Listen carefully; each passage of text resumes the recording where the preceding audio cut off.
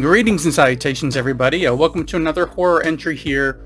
In a way, marketed as horror to me, but I feel like it's a little bit more of a thriller. It's not a way back one from the 50s, 60s, or 70s, and no, not even one of my 80s throwbacks, and not something new like Late Night with the Devil, which I did not that long ago. But the film was from not too long ago, from only back in 2018. So this entry here is for Summer of '84 from 2018, a film I revisited recently as I thought I had seen it and had been wanting to revisit it, but most of it I hadn't remembered, so I may have not finished it originally. But a horror acquaintance of mine, Purgatory, whose channel I will link to at the end of this video, though she hasn't put up any content in a while, but it's still worth checking out. Anyways, she mentioned it one night when a bunch of us were online posting about, I think we're watching the last drive-in presentation of Suitable Flesh. She brought this one up. Yeah, because one of the actors from Suitable Flesh, Judah Lewis, is also in this film. But anyways, it reminded me to finally get around and sit down and check this one out again, give it another viewing. Anyways, Summer of '84, for which the synopsis is as follows. After suspecting that their police officer neighbor is a serial killer, a group of teenage friends spend their summer spying on him and gathering evidence, but as they get closer to discovering the truth, things get dangerous. So, first off, this came out just 2 years after Stranger Things had premiered, and a lot of people thought it was kind of inspired by it, but reading into the production, this was actually in production before Stranger Things, so it really wasn't inspired by it, and honestly, there's nothing science fiction based or paranormal about it, so besides it taking place in the 80s, there's not really much other comparison. If anything, the biggest comparison I can make in this film to any others was from, I believe, the 1988 film The Burbs, which I did a video for a while back, and I will link to at the end. So like in The Burbs, there's this idea of suspecting the neighbors. So as this one says, it suspects a neighbor of being behind these missing kids in this neighborhood, and the investigation and paranoia that kind of surrounds that. So within this group of friends, our lead has a history of kind of being fascinated by urban legends and the paranormal, the kinds of things you would read about like in the Weekly World News. I find it interesting that you refer to the Weekly World News as the paper. The paper contains facts. This paper contains facts. So of course, even though he's kind of moved on from that obsession as he's getting further into his teens, a lot of his friends are pretty skeptical about his accusation about this neighbor. Not just because the neighbor is a cop, but also that he in general seems like a pretty nice guy. But as more kids go missing, he slowly wins over his friends to kind of help him do this investigation.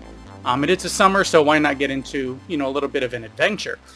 And along the way, they come up with reasons to go out at night, playing games at night with other kids so they can have a reason to be kind of sneaking through some of the yards in the neighborhood and kind of investigate what's going on at night. There are a lot of situations which, if you read into them the right way, they go just beyond grasping at straws for a connection to really pointing at something.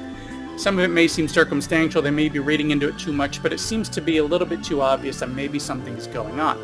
So in a nutshell, this one is definitely more of a thriller than horror. A mystery these kids are investigating with a level of tension kind of building throughout the entire story. Now, as this one takes place in the 80s, I think that was a great move because these characters are hindered by not having access to common technology that we have nowadays, such as smartphones. They can't digitally spy on the neighbor, they can't be in easy communication with each other, or be able to snap a picture or record a video. So if they come across anything pointing towards this neighbor being behind this or something else being involved with this, it needs to be ironclad. It needs to be 100% to win over the adults in their lives, because there's no other way to really prove it. So without having that technology, it adds this extra layer of what these kids are going to do to kind of prove whatever they find out. But also along with this, we have some nice subplots going on as well, where, for instance, we have one character whose parents are going through a divorce, so they might have to move away. Another one who's dealing with a pretty rough home life, and they seem to be really acting out and being very rebellious because of it, while another one is dealing with his mother's alcoholism. And all of this serves to kind of bring us a little bit closer to these characters and not want them to get hurt in this process of this investigation.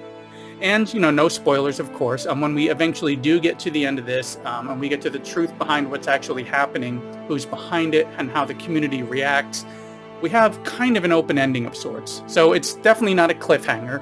The situation's kind of been resolved, but it's definitely open that if they wanted to, they could create a sequel. Now, I haven't seen anything announced about a sequel, But in my opinion, if you've seen this and you'll know what I mean, I would love to see like a summer of 2004, something that takes place like 20 years later with these characters and some of the aftermath of what had happened in summer of '84.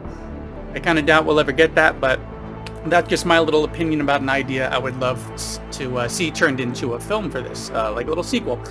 But basically, if you enjoyed The Burbs at all, or any films based in the 80s, whether it's for the nostalgia of like the style and the fashion and the music and everything, or just the fact that they're hindered by not having some of the day-to-day tech that we take for granted now, not being able to solve, being able to help them solve these stories, this one is a lot of fun and definitely worth checking out. And speaking of checking out, thanks for checking out this latest quick little entry here for summer of '84, which at the time of this video it's been hopping around on some providers. It's of course available on paid rental, but I'd also seen it listed on Shudder and AMC Plus at various times, and a few other providers kind of hopping around there. So if it seems interesting to you, go ahead and check it out. You might be able to find it on JustWatch, see if it's on a provider that you have access to. Anyways, that's all I got for this quick little summer recommendation here. Thanks for coming by, and I have a link to The Burbs coming up, as well as to Purgatory's channel in just a moment.